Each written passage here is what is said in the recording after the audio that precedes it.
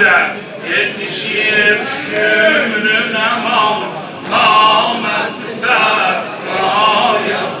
Uya mehşer ol, uya mehşer ol, etre tutaya bugün, etre tutaya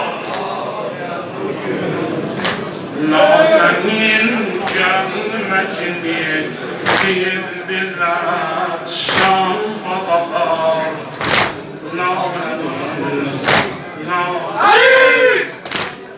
Nâmenin gelmekini bildiler şan babalar. Dediler gel başımdan sağya salar. Geçse serdeşler şah arsa bir yavrular. Naciran ve hamid mahediler. Bugün mahediler. Yetişip şümrün aman namaz.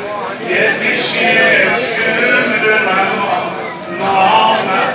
Seraya bugün bir de yetişir şümrün aman namaz ister. Uya mehşer olur, uya mehşer. Etrafı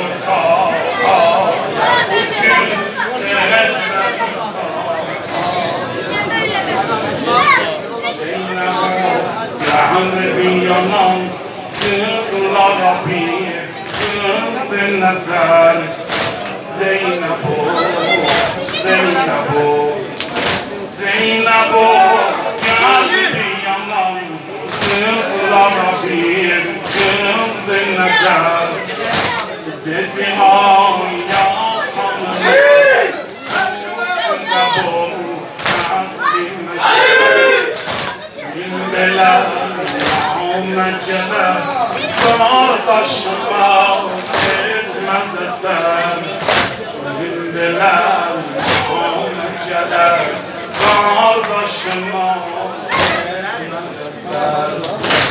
Yetişip şimrin aman namesi sen.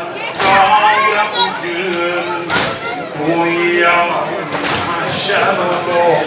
Etre tutaya bugün, etre tutaya. Yetişip şümrün aman, yetişip şümrün aman namesi seraya. Bir de yetişip şümrün aman namesi seraya. Uya mahşer olur, etre tutaya bugün.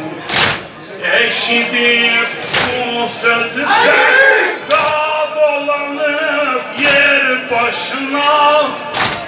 Eşidip bu sözü sevda dolanıp yer başına. Yüreğin derde gelir, izni verir göz yaşına. Baktı ağlar gözünden geldi yanan kardeşine. Dedi ey vay melletük sen bu temennaya bugün etre tutaya.